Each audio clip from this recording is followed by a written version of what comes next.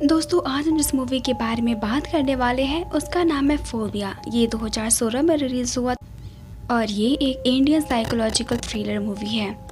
Film के starting scene में हम महक नाम की एक लड़की को देखते हैं। वो एक पेंटर है। वो पार्टी में आई थी, लेकिन तभी उसकी नजर जाती है एक कार की तरफ जिसमें से धुआं निकल रहा था। ये देखकर उसे बहुत ही अजीब लग रहा, क्योंकि उसने पहले ऐसा भी कुछ अपने नाइटमेयर देखा हुआ था।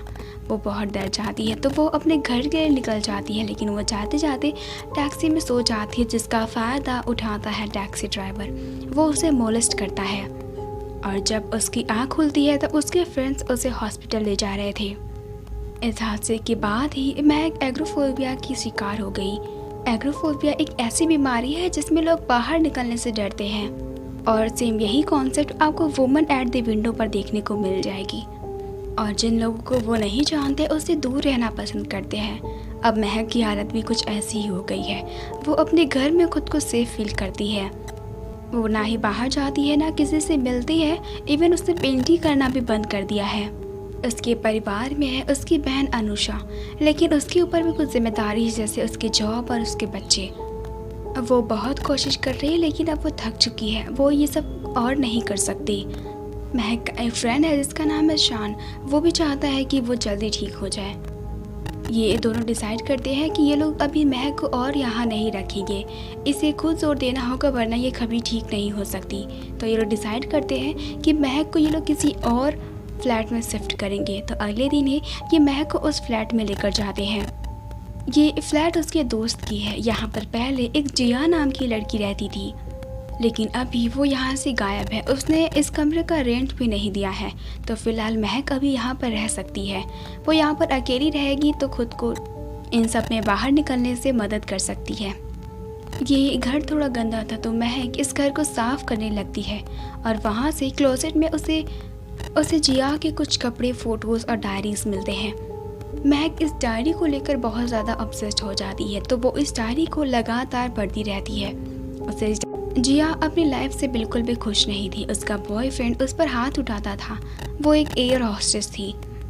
एक दिन जब महक उस डायरी को पढ़ रही थी तब उसे ऐसा लगता है जैसे उसके बेड के नीचे कोई है, और जब वो नीचे से देखती है तो उसे किसी आदमी के पैर दिखाई देते हैं जो कि खून से लथपथ थे। महक तुरंत उस रूम से बाहर भागती है। वो उस रूम को भी लॉक कर देती है और बाहर भागते वक्त वो अपने एक नेबर से मिलती है। उसका नाम है निकी। महक उसे अंदर बुलाती है ये कहकर कि उसके घर में कोई है। और जब निकी पूरा घर चेक करती है तो उसे कमरे में कोई नहीं मिलता, कोई भी नहीं। इस घर में धीरे धीरे उसके साथ कुछ अजीब चीज़ें हो रही थी, जैसे कि दरवाजे का अपने आप खुल जाना। महक तो समझ ही नहीं पा रही थी कि उसके साथ क्या हो रहा है। और धीरे धीरे निकी उसकी दोस्त बन जाती है। निकी के बातों से उसे पता चलता है कि यहाँ पर दो लोग और रहते हैं, मनु और गोल आंटी। मनु वही है जो इससे पहले जिया का बॉयफ्रेंड हुआ करता था। एक दिन महक अपनी विंडो पर खड़ी थी, तब उसे गोल आंटी दिखाई देती है। वो किसी से बात कर रही थी बहुत खुश होकर, लेकिन उनके पास तो कोई नहीं था। खैर, निकी के जाने के बाद महक फिर से उस डायरी को पढ़ना शुरू करती है और तभी उसे कुछ आवाज़ें सुनाई देती हैं। तो वो बाथरूम की तरफ जाती है जहाँ पर जिया धीरे धीरे बाथटब से निकलकर बाहर आ रही थी। जिया बहुत डर जाती है। वो जोर जोर से चिल्लाने लगती है। थोड़ी देर बाद वहाँ पर शान आता है तो महक उसे कहीं पर नहीं मिलती, बल्कि वो उसे मिलती है बाथरूम में। वो अभी भी शॉक्ड थी। महक उसे बताती है कि उसने क्या देखा, लेकिन शान उसकी बातों पर भरोसा नहीं करता, क्योंकि शान का मानना था कि महक हेलुसिनेट कर रही है। लेकिन महक को खुद पर पूरा भरोसा था। उसे पता है शायद जिया का खून हुआ है और इसीलिए वो रिवेंज लेना चाहती है। महक शान को बहुत समझाने की कोशिश करती है तो शान पूरे रूम में सीसीटीवी कैमरा लगा देता है, जिससे महक को थोड़ा सेफ फील हो। तो अब जो कुछ भी होगा वो सब रिकॉर्ड होगा और इस बात से प्रूफ हो जाएगा कि महक को जो दिखाई दे रहा है, जो वो कह रही है, वो सच है या फिर वो सिर्फ हेलुसिनेट कर रही है। नेक्स्ट डे उसी साइकियाट्रिस्ट को बुलाया जाता है जो इससे पहले महक का ध्यान रख रही थी, और वो डॉक्टर फिर से उस पर वर्चुअल थियरी अप्लाई करती है। इस बार वो उसे दिखाती है एक मॉल। इस बार उस मॉल में महक को एक टैक्सी दिखती है और उसके अंदर बैठी अनुषा उसे पास बुला रही थी। डॉक्टर उसे वहां जाने के लिए मना कर रही थी क्योंकि इस प्रोग्राम में ना कोई टैक्सी थी और ना ही कोई अनुषा। महक ये सब खुद ही देख रही है। महक जैसे ही उस टैक्सी में जाकर बैठती है, अनुषा वहाँ से गायब हो जाती है और बैक सीट में उसे जिया दिखती है। वो इस बात से बहुत डर जाती है। उसे पता ही नहीं चला कि कब उसने एक नाइफ उठाकर शान के हाथों में कट कर दी है। धीरे धीरे महक की हालत और ख़राब होती जा रही है। वो खुद से बातें ही करती है और सो भी नहीं पाती। एक दिन हम देखते हैं कि बाथरूम में वो अनुषा से बात कर रही है, लेकिन इन रियलिटी वहाँ पर कोई भी नहीं था। इसके बाद शान और वो डॉक्टर हॉस्पिटल चले जाते हैं, लेकिन महक जैसे ही अपने बेडरूम में आती है तो उसे कोई जोर से धक्का दे देता है और वहाँ से एक गिलास लुढ़कते हुए महक की तरफ आने लगता है। कोई आदमी महक को बुला रहा था। महक तुरंत अपने रूम में भाग जाती है और वो रूम के डोर को लॉक कर लेती है, लेकिन कोई जोर से धक्का देता है जिससे महक नीचे गिर जाती है।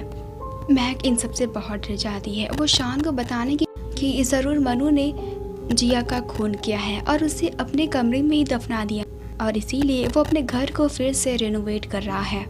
इसके बाद वो डिसाइड करते हैं कि वो एक प्लान चैट की मदद से जिया की आत्मा को बुलाएंगे। इस प्लान में शामिल हैं महक, निकी और शान।